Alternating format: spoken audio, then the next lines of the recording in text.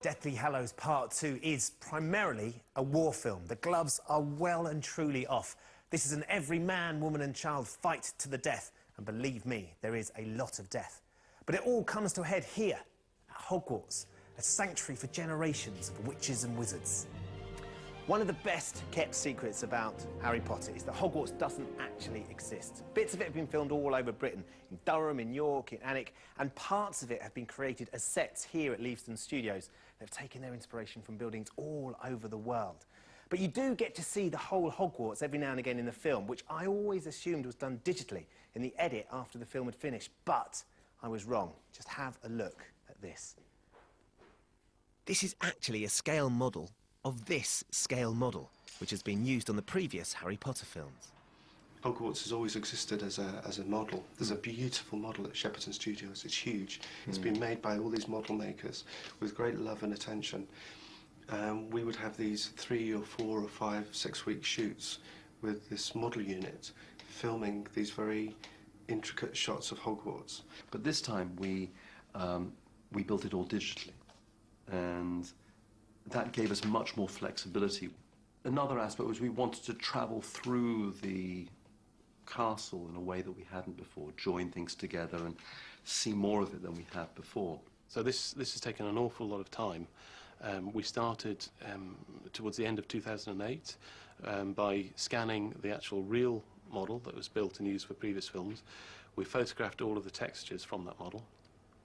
And then we did sort of several days of surveying real castles and buildings in England and Scotland, taking lots of real stone textures and architectural details, such as the windows and the leading and all of the sort of drain pipes, everything that makes a building look real. And then we brought all that together and spent over a year rebuilding Hogwarts in the computer and adding all the detail and texture that would allow us to basically fly the camera from a mile away from the school all the way in through a window, and the resolution would actually hold up on screen. Once inside Hogwarts, the CGI model blends seamlessly with the sets we all know and love. A welcoming sight for our heroes after months on the run.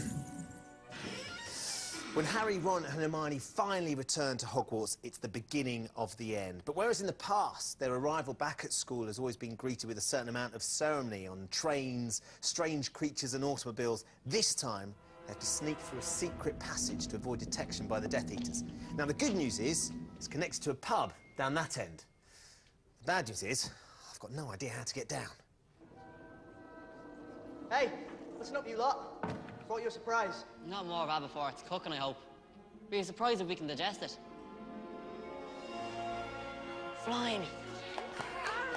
They find themselves here in the Room of Requirement, where Dumbledore's army, as you can see, have been camping out, waiting for Harry to lead them into battle against Voldemort and the Death Eaters. Just looks so different from the last time we saw it. I love it. It's kind of like the Lost Boys, you know, like there's like hammocks and sleeping bags everywhere and radios, and it's kind of like this secret gang, which is really cool. We meet up with Neville, who's kind of like heading the DA, Dumbledore's army, while Harry's been gone. Lightning has struck. I repeat, lightning has struck. What's the plan, Harry?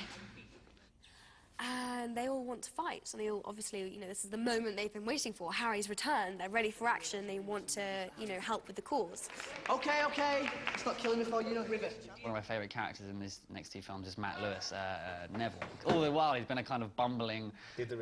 Kind of, yeah, a bit useless and doesn't really, you know, who wants him in your army? Expelliarmus! He leads the army this time, and he really, you know, when Harry has his short lapse and he's not there, he really, you know, stands up and does one of those sort of Braveheart speeches, you know, they may take our lives, and it's great. I was getting teared up even though I was on the other side. So yeah, it's fantastic. It's nice to see a lot of these, again, I call them kids. None of us are kids anymore, but we're all turning into these adult characters now. Men. It is men. Well said. That's the best way forward. Well, maybe not my character. He's still a bit sheepish. He's got a way to go, hasn't he? He has. Many a year. Dan, I've been on this set so many times, and I've never experienced it with everybody in the hall. Yeah. It's a great atmosphere, isn't it? It is. It's a really great atmosphere. And tell us what exactly is going on. This scene basically is the start of the battle, essentially. It's Harry sneaks into the Great Hall, and I'm just sort of standing there being quiet, and then I reveal myself to Snape, and then we have a bit of a row, and then a huge fight breaks out between McGonagall and Alan Rickman, which is great, with Maggie and Alan Rickman, which is great fun. At that point, you've just emerged in front of all the students. Yeah. And they're all quite excited to see you because their hero has come back. Absolutely, it is the hero enters. It is that, it's, you know, and it should be a really exciting moment, especially because I've got some great action movie lines in this scene. Give me some. Which are, it seems because Snape has been kind of going on about how they have put exhaustive defensive strategies in place to stop Harry from coming in. So my line is, it seems, despite your exhaustive defensive strategies, you still have a bit of a security problem, Headmaster. turn round, doors open, cavalry comes in, turn back, and I'm afraid it's quite extensive. It's great, you know?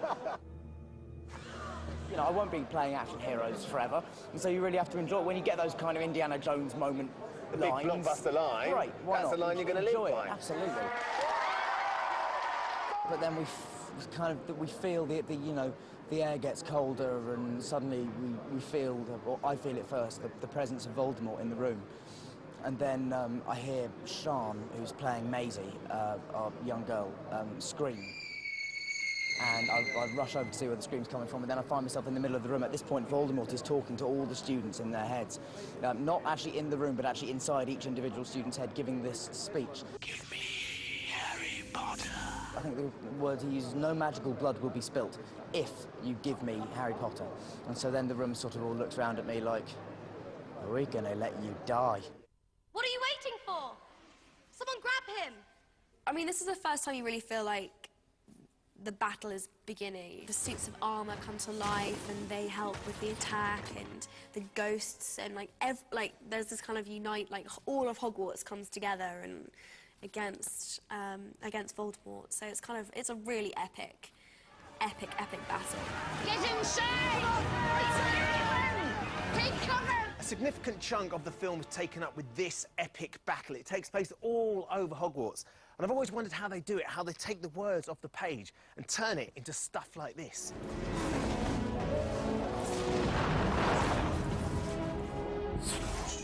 One of the most complex things about the final battle, as we began to call it, was the scale of it. So in order to prep and design the shots that David wanted, we have to do a lot of what we call pre-visualization, where we build simplified models of the environments, create lots of characters and extras, and then we plan and animate large amounts of the sequences so that we can design the action and the things that we're calling virtual, which in this case was everything outside the courtyard of the school. So that included hundreds of Death Eaters, the giants, the spiders, the Dementors, the CG creatures.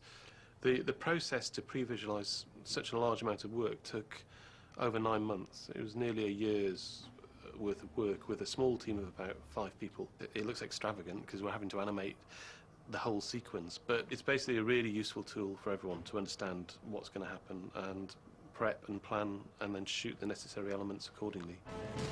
For all that high-tech, state-of-the-art CGI, there are some things at the heart of the destruction of Hogwarts that are distinctly old school. Sid, tell me a little bit about what you boys are doing, because it looks like you're making rubble? We're making rubble out of polystyrene blocks, which are fire retardant as it happens. We start off with the process of getting the sand on the bed,